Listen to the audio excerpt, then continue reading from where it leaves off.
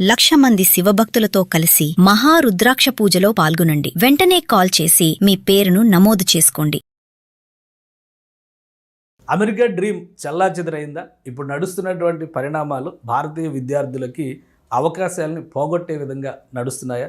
అలానే తెలుగు రాష్ట్రాల్లో జరుగుతున్నటువంటి అభివృద్ధి కార్యక్రమాలు భవిష్యత్తుకి ఎంతవరకు బాటలు వేస్తాయి? ఈ అంశాలపైన విశ్లేషణ చూద్దాం. మనతో పాటు నాట్స్ చైర్మన్ ప్రశాంత్ పిన్నంనేని గారు ఉన్నారు. అలానే ఆయన ఐటీ, రియల్ ఎస్టేట్ రంగాల్లో అమెరికాలో విశేషంగా కృషి చేస్తున్నటువంటి వ్యక్తి. ప్రశాంత్ గారు నమస్తే. నమస్కారం. ఇప్పుడు చాలా మందిలో ఉన్నటువంటి ఒక భయం, డాలర్ డ్రీమ్స్ అని చెప్పి సినిమాలు కూడా చూసాం మనం.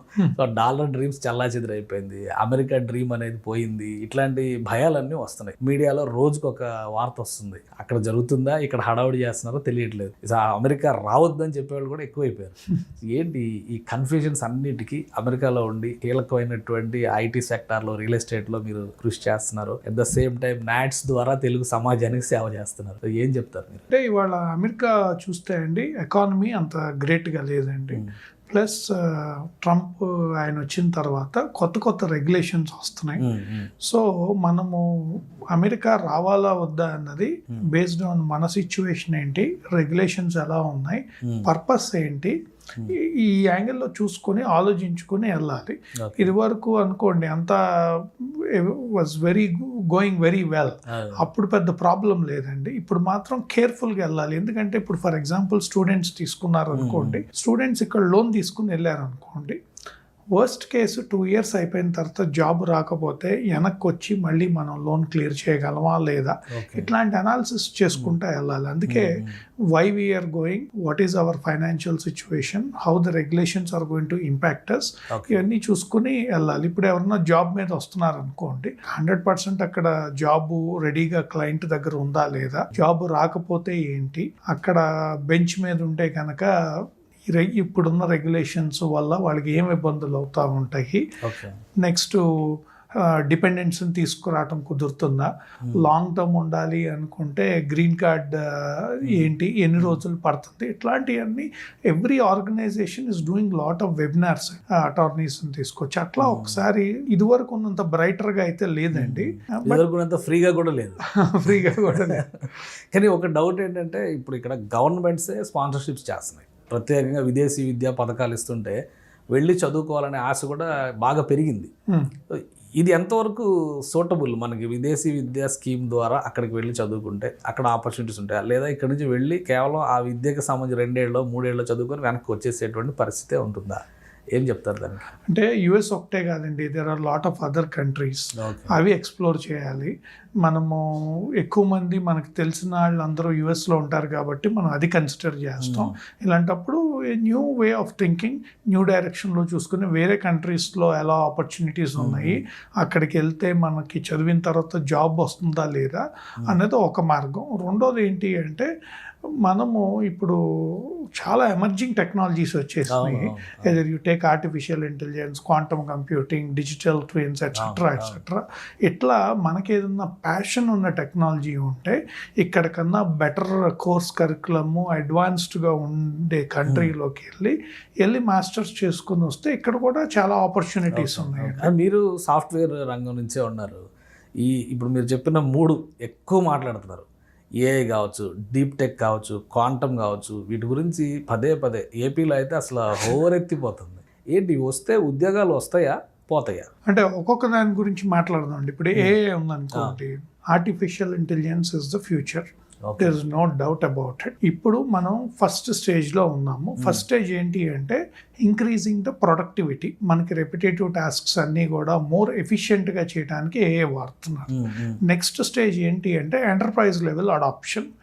ఏఐ యుఎస్లో కూడా it is going into enterprise level. Enterprise లెవెల్లోకి వెళ్ళినప్పుడు మనకి జాబ్స్ పోతాయా అన్నది కరెక్ట్ ఇది కాదండి. కాకపోతే every person have to upgrade and learn AI skills. ఇప్పుడు కొంతమంది ఒక స్పెసిఫిక్ టెక్నాలజీలో ఉన్నారు, ఫర్ ఎగ్జాంపుల్ డేటా ఇంజనీరింగ్లో ఉన్నారండి. సో వాళ్ళు డేటా ఇంజనీరింగ్ ప్లస్ ఏఐ నేర్చుకోవాలి. ఇప్పుడు జావా ప్రోగ్రామర్స్ ఉన్నారు, ట్రెడిషనల్ ప్రోగ్రామింగ్ కాకుండా Java programming to write AI modules or programs, అట్లా ఎవ్రీ స్కిల్ సెట్లో మీరు చూసుకుంటా ఉంటే మీరు ఏ టెక్ ప్రోడక్ట్ మీద వర్క్ చేసినా ఆన్ టాప్ ఆఫ్ ఇట్ ఏ ఉండాలి. అన్నిటికీ ఏ ఒక ఎడిషనల్ క్వాలిఫికేషన్ అవ్వబోతుందా అంటే మీరు చెప్పిన దాని ప్రకారం ఇప్పుడు ఏదో ప్రాంప్ట్ ఇంజనీరింగ్ అంటున్నారు, ఏది చెప్పాలన్నా ఏకి ఏం చెప్పాలో ముందు మనకు తెలియాలి కదా. సో ఇదంతా ఒక టెక్నాలజీ కొత్త సెకండ్ కింద మారిపోతుంది అంటున్నారు. డెఫినెట్గా అండి. అంటే ఎప్పుడు కూడా ఎవల్యూషన్ ఇస్ ఇంపార్టెంట్, రైట్? మనం చూస్తే when we were very small kids floppy disks ఉండేవి, రైట్? ఏమైంది, then it transformed into hard disks, floppy disk, CDs, I'm sorry, CDs, hard disks. Storage కూడా చూస్తే అప్పట్లో 256 KB అంటే చాలా ఉండేది, ఇప్పుడు టెరాబైట్స్ లో ఉంది. సో డెఫినెట్ గా technology will evolve. Technology evolve అవుతున్నప్పుడు మనం ఎవాల్వ్ అవ్వకపోతే మనం వెనకబడిపోతాం. ఫర్ ఎగ్జాంపుల్ మెయిన్ ఫ్రేమ్స్ ఉంది. మెయిన్ ఫ్రేమ్స్ అనేది ఎప్పుడు 40 years 50 years కింద మెయిన్ ఫ్రేమ్స్ అనేవాళ్ళు. ఇప్పటికీ మెయిన్ ఫ్రేమ్ టెక్నాలజీ ఉంది, కాకపోతే దాంట్లో నుంచి కంపెనీస్ అన్ని మైగ్రేట్ అయిపోయి మోర్ సాస్ బేస్డ్ సొల్యూషన్స్కి ఇట్లాంటి వాటికి వచ్చారు. సో ఎప్పుడు కూడా టెక్నాలజీతో పాటు మనం కంటిన్యూస్ లెర్నింగ్ అనేది మనం పెట్టుకోకపోతే వెనకబడిపోతాము. అప్పుడు వెనకబడిపోయినప్పుడు ఒక్కసారి జాబ్ పోతే మళ్ళీ రావటం అనేది చాలా కష్టం. ఓకే, సో మీరు ఇంత డీప్గా చాలా క్లియర్గా అందులో ఇన్వాల్వ్ అయ్యేలా చెప్పారు. ఇప్పుడు క్లారిటీ వచ్చింది ఏఐ గురించి. మీ ప్రస్థానం ఎలా స్టార్ట్ అయింది అసలు ఈ సాఫ్ట్వేర్ వైపు వెళ్ళేటువంటి క్రమంలో? మీరు ఆంధ్ర నుంచి ఏదో ఒక విలేజ్ నుంచి వెళ్ళి ఉంటారు కదా, సో అప్పుడు ఇవన్నీ ఆలోచించి ఇంత ప్లానింగ్తో వెళ్ళి ఉంటారా? నాకు అంత ప్లానింగ్ లేదండి. నేను మాది చెన్నూరు, గుడివాడ. నేను last bench student. Last bench లో ఉండి మీరు అమెరికాలో 25 ఏళ్ళ నుంచి రాజ్యం చేస్తున్నారంటే మామూలు రాజ్యం ఏం చేయట్లేదు. I believed in always 2 things అండి. ఒకటి హార్డ్ వర్క్ అండ్ డిసిప్లిన్, ఈ రెండు ఉన్నాయి. అండ్ నాకు I'm very passionate about technology. ఈరోజు కూడా నేను I continuously learn, I attend lots of conferences. So ఎప్పటికప్పుడు టెక్నాలజీ అప్డేట్ చేసుకుంటూ ఉంటాను. నేను వెళ్ళిన తర్వాత ఒక చిన్న కంపెనీలో జాబ్ చేసేవాడిని, ఒక డెవలపర్ కింద కష్టపడ్డాను. వీకెండ్స్ కూడా 7-8 years 9 years కంటిన్యూస్ వీకెండ్స్ కూడా పని చేసుకుంటా ఉండి I became a chief technology officer of that company. So అట్లా కొద్దిగా ఏదో టెక్నాలజీ అక్కడిక్కడ ఎలా ఉంటుంది. మీరు చెప్పిన పాయింట్స్ వింటే చాలా డీప్గా వెళ్ళారు మీరు సిస్టంలోకి. సో ఇప్పుడు ఆంధ్రప్రదేశ్లో మీరు అప్పుడు వెళ్ళినప్పటికీ ఇక్కడ అంత టెక్నాలజీ ఉండకపోయి ఉండొచ్చు. ఇప్పుడు ఆంధ్రప్రదేశ్లో టెక్నాలజీ గురించే మాట్లాడుతున్నారు. డీప్ టెక్ గురించి, డీప్ టెక్ యూనివర్సిటీస్, ఇన్స్టిట్యూషన్స్ అంటున్నారు. ఏఐ రిలేటెడ్, ఆల్రెడీ క్వాంటమ్ గురించి చాలా ఎక్కువ మాట్లాడుతున్నారు.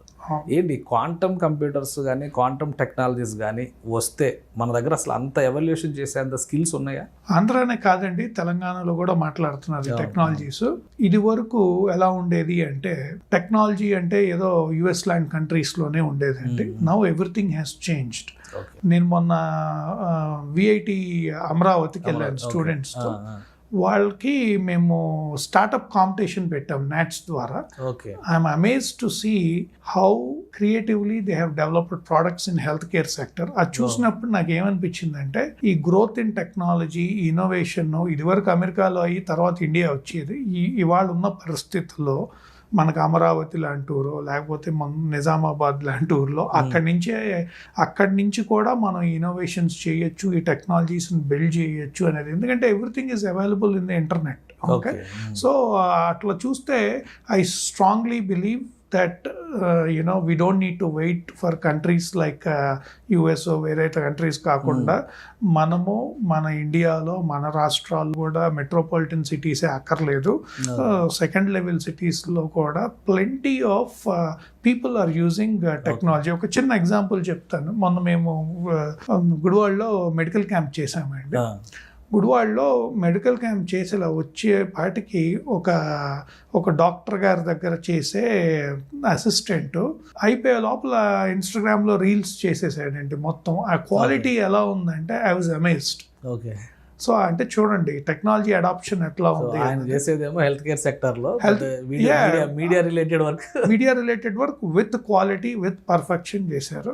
సో అట్లా చూసుకుంటూ ఉంటే technology adoption has increased. Okay, ఇది క్వాంటమ్ కంప్యూటింగ్ అవ్వండి, ఏఐ అవ్వండి, digital twins or whatever it is going to innovate more faster in countries like India. Okay. That is my strong so belief. రెండు విషయాలు ఇక్కడ మనకి ఎక్కువ కనిపిస్తుంది. మన ఆల్రెడీ సదరన్ స్టేట్స్ అన్ని టెక్నాలజీ విషయంలో పోటీ పడుతూ ఉన్నాయి. అక్కడ తమిళనాడుని చూస్తే ఆంధ్రప్రదేశ్, తెలంగాణ, కర్ణాటక, మహారాష్ట్ర అటు గుజరాత్ వరకు ఆ స్ట్రెచ్ అంతా ఫుల్ పోటీలో ఉంటాయి.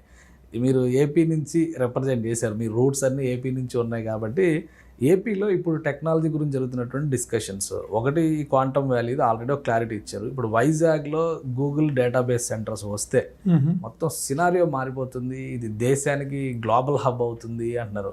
ఇంకోవైపు నుంచి రాజకీయంగా వచ్చే విమర్శలు ఎలాగో వస్తాయి. బట్ అసలు ఏంటి ఈ గూగుల్ డేటా సెంటర్స్ రావడం వల్ల జరిగే పరిణామాలు ఎలా ఉండొచ్చు? రాజకీయంగా నేను మాట్లాడినండి, బట్ గూగుల్ డేటా సెంటర్ రావటం అనేది అయితే మాత్రం if it comes and happens it's a huge plus. అంటే డేటా సెంటర్స్కి వాళ్ళు చాలా పారామీటర్స్ చూస్తారంటే జియోగ్రఫికల్ కండిషన్స్ చూస్తారు, ఎలక్ట్రిసిటీ చూస్తారు, కంప్యూటింగ్ పవర్ చూస్తారు. గూగుల్ డేటా సెంటర్ రావటం వల్ల వేలకు వేలు జాబ్స్ వస్తాయా అంటే I don't believe in. But అలాంటి సెంటర్స్ రావటం వల్ల మీకు ఆ పక్కన ఉన్న సబ్సిడరీస్ అన్ని బాగా గ్రో అవుతాయి అండి. మొత్తం టోటల్ ఎకో సిస్టమ్ పెరుగుతుంది. ఇప్పుడు సపోజ్ హార్డ్వేర్ పర్చేసెస్ చేయాలి, ఎలక్ట్రిసిటీ రిలేటెడ్ ఇంప్రూవ్ అవుతుంది. అదే కాకుండా lot of people will travel. ఇప్పుడు డేటా సెంటర్ విజిట్స్ కానీ లేకపోతే ఇవన్నీ కూడా ఇంప్రూవ్ అవుతాయి. ఇంటర్నెట్ మీకు స్పీడ్ పెరుగుతుంది, ఎందుకంటే డేటా సెంటర్స్ ఎప్పుడు కూడా they do not rely on one service provider, multiple service providers మీద రిలై అవుతూ ఉంటాయి. దెన్ ఇదే కాకుండా అదర్ ఆపర్చునిటీస్ ఎక్స్ప్లోర్ చేసుకుంటే ఇప్పుడు ఆ సిస్టమ్స్ అన్నిటినీ ఏదన్నా మెయింటెనెన్స్ చేయాలన్నా లేకపోతే అప్గ్రేడ్ చేయాలన్నా ఇట్లాంటి there are plenty of opportunities. So Google data center coming to Vizag నేనైతే that is a huge milestone కింద చూస్తానండి. సో ఇప్పుడు అమెరికా డ్రీమ్ అనేది పక్కన పెట్టేసి చూస్తే మన దేశంలో ఉన్న ఆపర్చునిటీస్ కానీ, మన దేశంలో ఉన్నటువంటి యంగర్ జనరేషన్స్కి వస్తున్నటువంటి అవకాశాలు కానీ అమెరికాతో కానీ పాశ్చాత్య దేశాలతో పోల్చి చూస్తే ఇప్పుడు ఎలా ఉన్నాయి? మీ అంచనా ఏంటి? ఈ ఏదో 2047 విజన్ అని చెప్పని పెద్ద ప్లాన్తో వెళ్తున్నారు మన రాష్ట్రాలు, కేంద్ర ప్రభుత్వం కూడా. మీరు ఎలా చూస్తారు దీన్ని? అంటే ఇక్కడ వాళ్ళు అమెరికా వెళ్ళడం అనేది ఒక డ్రీమ్, బట్ అమెరికా నుంచి చూసేవాళ్ళు ఇక్కడ జరుగుతున్నటువంటి డెవలప్మెంట్ని. ఇక్కడ నుంచి అమెరికా వెళ్ళటం అయితే మనం డెఫినెట్గా రీథింక్ చేసుకోవాలండి. ఇప్పుడున్న కరెంట్ కండిషన్స్లో మేబీ 2 years తర్వాత గవర్నమెంట్ మారి ఏమన్నా రిలాక్స్ అవుతుంది ఏమో. అక్కడ కూడా మనకు ప్రాబ్లం ఉందండి, అక్కడ కూడా హ్యూజ్ టాలెంట్ షార్టేజ్ ఉంది ఇక్కడ కూడా. సో అక్కడ వాళ్ళు ఇక్కడ ఎలా చూస్తున్నారు అంటే నేనైతే చాలా పాజిటివ్గా చూస్తున్నానండి. ఎందుకు అంటే beyond boundaries is what I'm seeing right now. Okay, నేను చిన్నప్పుడు యుఎస్ ఒక కంట్రీనే అంత టెక్నాలజీ అంతా ఫస్ట్ అక్కడికే వస్తుంది, అసలు ఆ బ్యారియర్స్ అన్ని బ్రేక్ అయిపోయినాయి. అది ఇండియానే కాదండి, anywhere in the world. So ఇవాళ ఎలా అయిపోయింది అంటే ఆపర్చునిటీస్ ఎక్కువ ఉన్నాయి, కాంపిటేటివ్గా ఉంది. And if you are investing your time properly, investing and analysing the trends, చాలా ఆపర్చునిటీస్ ఉన్నాయండి. సో అమెరికా డ్రీమ్, ఇక్కడేమో అమరావతి డ్రీమ్ అని ఒకటి చెప్తున్నారు ఈ మధ్య. ఈ రెండింటిని కంపేర్ చేస్తే మీరేం చెప్తారు? అమెరికా డ్రీమ్ ఇప్పుడున్న పరిస్థితుల్లో అయితే కళలు కంటానికి బాగుంది కానీ ఆ కళలు నిజం అవడానికి కష్టం, కఠినమైన పరిస్థితులు ఉన్నాయి అక్కడ.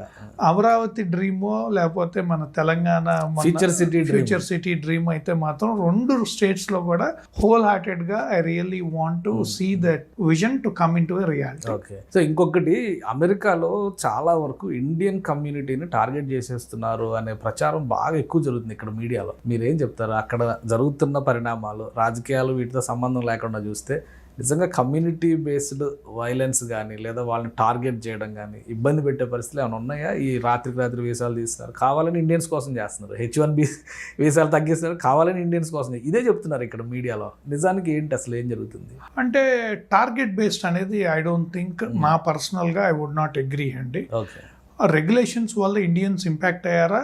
Yes, the answer is yes. First regulations గురించి మాట్లాడుతున్నాం. లోకల్గా అయితే సేఫ్ అండి, అంత మన ఇండియన్స్ని టార్గెట్ చేసే ఇన్సిడెంట్స్ వెరీ బేర్ మినిమల్. కాకపోతే మన ఇండియన్ పాపులేషన్ లేకపోతే మన తెలుగు పాపులేషన్ ఎక్కువ మంది వచ్చారు లాస్ట్ 6 years to 10 years లో. మనము డాలస్ లాంటి ఊర్లో ఉంటున్నప్పుడు మనము we have to adapt to that US culture. అవును, ఓకే, అవును. డాలస్ అవనివ్వండి, Be a Roman in Rome అన్నారు రోమన్ కదా. లాగా.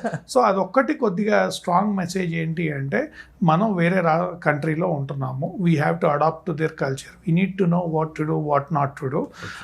అవి కొద్దిగా ఎక్కడికక్కడ లీడర్స్ బాగా ఎడ్యుకేట్ చేస్తున్నారు. ఓకే, సో మొన్న నేను డాలస్లో ఒక గ్రూప్ ఆఫ్ లీడర్స్ ఓపెన్గానే చెప్పారు, దీస్ ఆర్ ద థింగ్స్ మీరు చేయకూడదు అనేది. అట్లాంటివి ఏమన్నా చేస్తే నాకు పర్సనల్గా నా కన్సర్న్ ఏంటి అంటే, ఏదన్నా మనము ఇప్పుడు మన పెద్ద హీరోలు వచ్చినప్పుడు పర్మిషన్స్ తీసుకోకుండా చేసో, ర్యాలీస్ చేసో, లేకపోతే ఎయిర్పోర్ట్లో గోల్ చేసో, ఏదన్నా ట్రిగర్ అయ్యి జరగరాని ఇన్సిడెంట్ మనల్ని టార్గెట్ పెట్టి చేస్తారేమో అన్న భయం ఎప్పుడూ ఉంటుంది.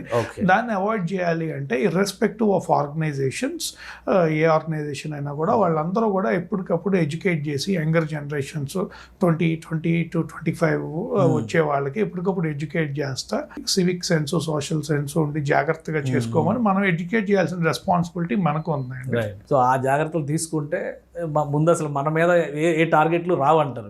డెఫినెట్గా కదండి. అంటే ఎక్కడో ర్యాండమ్ గా ఎప్పుడో జరుగుతాయి కానీ మనం ఎవరిని బాధ చేయనప్పుడు వై వుడ్ ఇట్. సో ఇప్పుడున్న కండిషన్స్లో మంచి టాలెంట్ ఉండి మంచి ఆపర్చునిటీస్ కోసం చూస్తూ అమెరికా రావాలి అనుకునే వాళ్ళకి మీరు ఏం మెసేజ్ ఇస్తారు ఫైనల్గా? అంటే డిపెండ్స్, వర్క్ ఆర్ స్టడీ అనేది. Study or work. ఎందుకంటే ఫస్ట్ స్టడీ కోసం వెళ్దాం అనుకున్నారు, నెక్స్ట్ ఆపర్చునిటీ వెతుక్కోవడం. లేదంటే ఆపర్చునిటీ ఇక్కడ ఉండగా ఇక్కడ ఐఐటీలో ఉన్నారనుకోండి, క్యాంపస్ రిక్రూట్మెంట్స్ ద్వారా కూడా ఆఫర్స్ వచ్చేస్తున్నాయి కొంతమంది. సో ఆన్సరింగ్ ఐఐటి నుంచి క్యాంపస్ ఇంటర్వ్యూస్ ద్వారా వస్తే 100% రిస్క్ తక్కువ.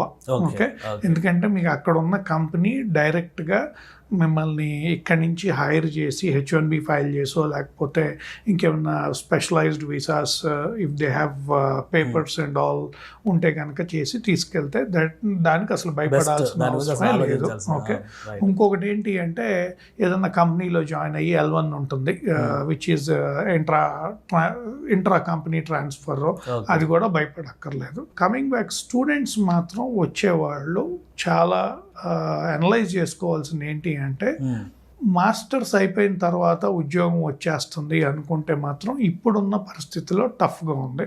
అక్కడున్న వాళ్ళకే కొంతమందికి ఎక్స్పీరియన్స్ పీపుల్కి జాబ్స్ పోతున్నాయి, వాళ్ళకి పోతేనే టైం పడుతుంది, అక్కడ లే ఆఫ్స్ జరుగుతున్నాయి. సో కొద్దిగా అదొక్క స్టెప్ మాత్రం జాగ్రత్తగా ఆలోచించుకుని వెళ్ళాలి. స్టూడెంట్స్ వచ్చేవాళ్ళు మనం అక్కడ మాస్టర్స్కి వెళ్ళి జాబ్ రాకపోయినా వెనక్కి వచ్చి ఇక్కడ మన ఏమైనా లోన్స్ ఉంటే క్లియర్ చేసుకొని వెళ్ళేలాగా ఉంటే కనుక రావచ్చు అండి. అలాంటి పరిస్థితులు లేకపోతే రిస్క్ చేయొద్దంట. థ్యాంక్ యూ ప్రశాంత్ గారు విశ్లేషించినందుకు.